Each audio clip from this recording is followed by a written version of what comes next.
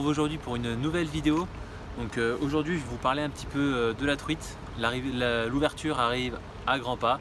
Donc aujourd'hui je vais vous montrer un petit peu les modèles que je vais utiliser pour cette ouverture de truite et pour le courant de la saison à venir, en passant par bien entendu la canne, le moulinet, et je vais mettre un petit point aussi sur le fil que je vais utiliser cette année. C'est souvent source un petit peu de débat pour la pêche de la truite, tresse, nylon ou bien fluorocarbone. Là je vais vous dire mon choix et vous expliquer tout ça. J'espère que la vidéo vous plaira. C'est parti, on y va.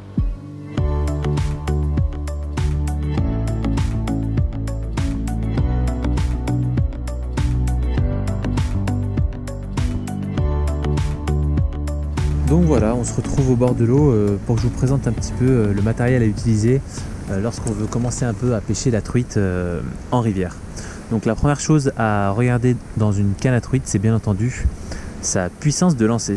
Donc là, moi, pour des rivières de type moyenne comme celle que vous pouvez voir juste là, j'utilise une canne d'une puissance comprise de 2 grammes à 8 grammes, ce qui me permet un petit peu de jeter tout type de poisson nageur et même ainsi que des petits leurres souples de 2 à 3 pouces.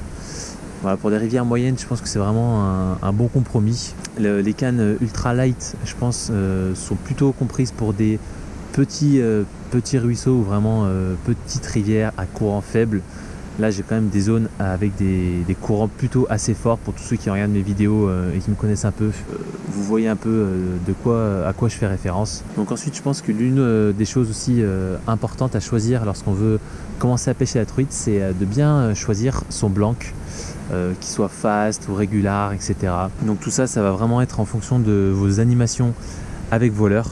Donc là, c'est un blanc plutôt fast qui se manie assez sèchement afin de bien pouvoir imprimer ces petits coups de twitch au poisson nageur qu'on utilise. L'action, c'est une action de pointe, et vraiment je pense que c'est là que vous devez partir lorsque vous choisissez votre canne. C'est l'un des points vraiment très importants qui pourra faire la différence lors de vos pêches afin de bien pouvoir ressentir les touches, etc. Ça passe bien entendu par le blanc. Ensuite, ce qu'il faut que vous choisissiez, c'est bien entendu la longueur de la canne. Ça aussi, c'est une chose assez importante lorsqu'on veut pêcher la truite en rivière. Suivant les rivières que vous pêchez, il est plus ou moins important d'avoir une canne plutôt longue ou plutôt courte.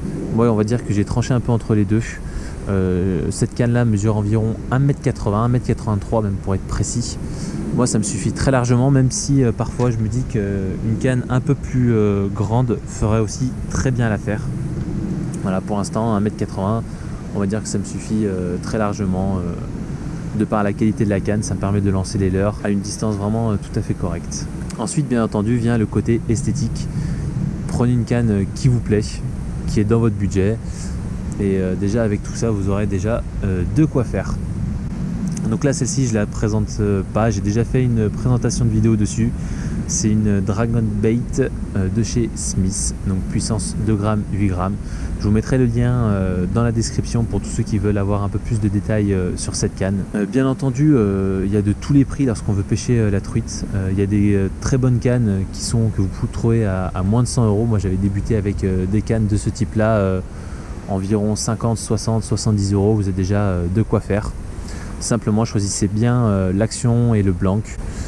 Vraiment, c'est important pour vos animations de leurre. Si vous pêchez plus au leurre souple, c'est vrai qu'une canne un peu plus raide est un peu mieux pour mieux sentir les touches avec les leurres souples, qui sont bien plus discrètes qu'avec des poissons nageurs. Mais voilà, tout ça après, même une canne comme ça assez souple avec du leurre souple, ça passe aussi très largement, parce qu'on est quand même sur une canne quand même bien sensible, qui joue un rôle aussi très important. Ce sera le fil, mais on y reviendra après.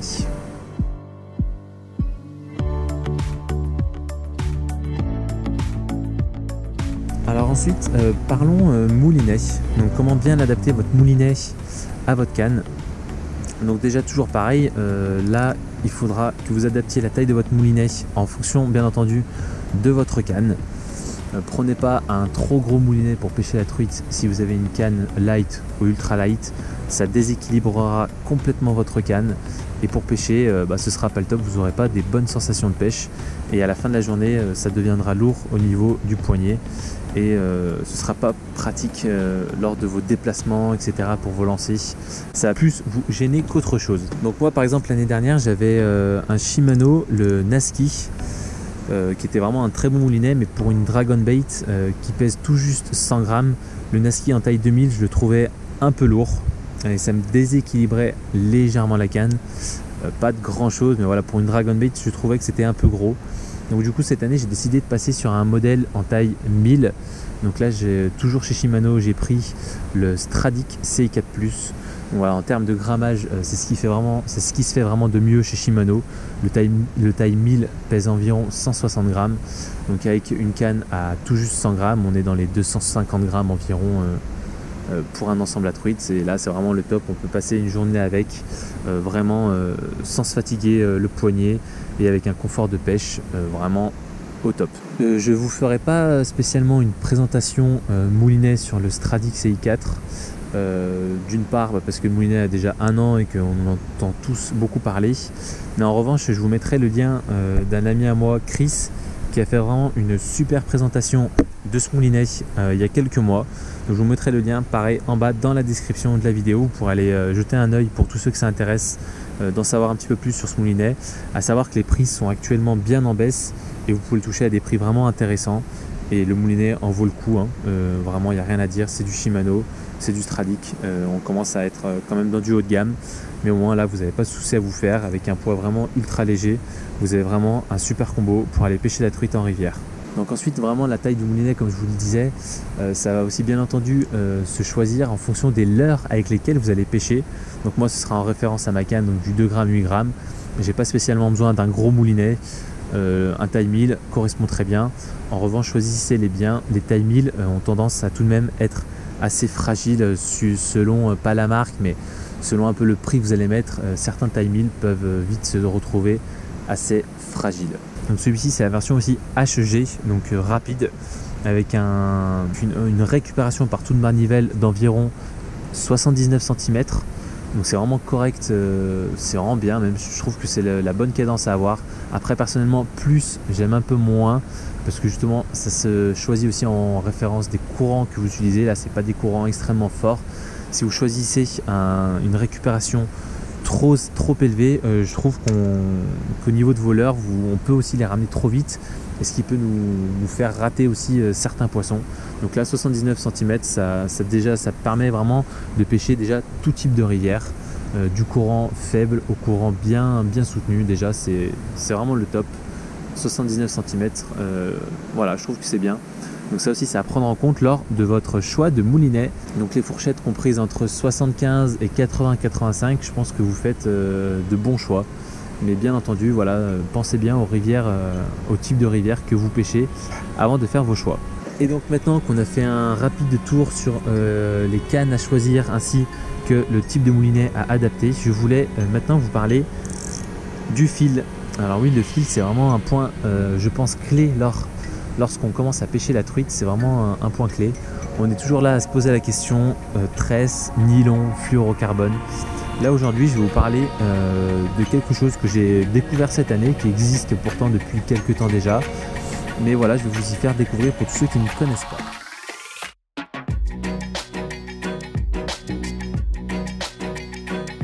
Et donc là, on va parler de fil du Fluoro Hybride Pro. Alors le Fluoro Hybride Pro, qu'est-ce que c'est? Et ben en fait, pour résumer, on pourrait dire que c'est une sensation de tresse, mais tout en gardant une discrétion de fluorocarbone. Donc je vous explique tout ça. En fait, un Fluoro Hybride Pro, c'est un mélange, un hybride entre un fluorocarbone et un copolymère. C'est obtenu grâce à une technologie de double extrusion de ligne et qui permet d'avoir ce résultat final que je trouve vraiment plutôt très bien réussi. Donc c'est vraiment pour tous ceux qui cherchent un fil autre qu'une tresse à mettre sur le moulinet. Le fluoro hybride, je trouve que c'est vraiment un produit idéal. c'est bien moins élastique qu'un nylon et même qu'un fluorocarbone classique. Et bien entendu, c'est aussi invisible sous l'eau. Alors quand je dis invisible, c'est pas vraiment invisible. Vous savez que le fluorocarbone non plus, même ceux qui vous c'est écrit 100% fluorocarbone, n'est jamais 100% invisible sous l'eau. L'indice de réfraction de l'eau étant de environ 1,34, 1,35, les fluorocarbones atteignent les 1,40 et l'indice de réfraction de l'eau variant selon la température de l'eau, on ne peut jamais avoir un fluorocarbone 100% invisible. Donc celui-ci, le Fluoro Hybride Pro, se rapproche vraiment des 100% fluorocarbone et je pense que ça peut en faire vraiment un outil vraiment complémentaire à tous ceux qui ne veulent pas utiliser de tresse. La tresse, comme tout le monde le sait, il n'y a aucune élasticité. Là, l'avantage du fluoro hybride, c'est qu'on conserve tout de même une petite élasticité, alors vraiment moindre, vraiment bien moins qu'un fluoro hybride classique. Et c'est ce que je cherchais. Voilà, la tresse vraiment c'est dépourvu, ça a un total dépourvu d'élasticité, alors que là on garde tout de même un brin d'élasticité, donc vraiment bien moins qu'un fluorocarbone, mais on sent qu'il y a tout de même encore un peu d'élasticité. Donc c'est ce qui en fait, je pense, le gros point, le gros plus de ce fil, le fluoro hybride. Donc comme vous le savez, pour moi personnellement, l'inconvénient de la tresse était le fait qu'il n'y ait aucune élasticité, mais aussi du prix. Pour avoir une bonne tresse pour pêcher la truite, il faut tout de même environ dépenser une trentaine voire une quarantaine d'euros pour avoir une tresse vraiment correcte. Là, le Fluoro Hybride Pro, je pense qu'il tranche vraiment entre le fluorocarbone et la tresse. On peut trouver les bobines à partir de 15-16 euros les 150 mètres. Donc tout comme le fluorocarbone, il a aussi l'avantage de ne pas avoir de mémoire, ce qui est important surtout au niveau des perruques, ça limite les perruques sur votre moulinet. Donc j'ai vraiment hâte de le tester. Donc tous ceux qui le connaissent, surtout n'hésitez pas à me faire des retours si vous l'utilisez déjà depuis longtemps. L'espace commentaire est là pour ça. Donc dites-moi aussi ce que vous en pensez personnellement, tresse ou nylon, ou bien même fluorocarbone. Je pense que celui-ci fait vraiment la part des choses entre tous. J'ai aussi été vraiment surpris par la puissance de ce fil. Donc là, pour un 18 centième, il est tout de même donné pour 3,2 kg de résistance, ce qui est vraiment bien supérieur à un fluorocarbone ou même un nylon classique. Mais voilà, comme je le disais tout à l'heure, on enlève vraiment ce fait d'avoir aucune élasticité. On en garde tout de même un peu. Pour la truite, je pense que c'est quand même important. Donc moi, je l'ai choisi aussi en fonction de ma canne par rapport à la Dragon Bait, qui vraiment est extrêmement souple. L'année dernière, avec le nylon classique, j'avais beaucoup de décrochés, notamment dû au fait de la trop élasticité du nylon, qui me faisait des retards au niveau de mes ferrages lorsque je pêchais en plein courant. Et c'est ça qui m'a fait choisir aujourd'hui ce fluoro hybride.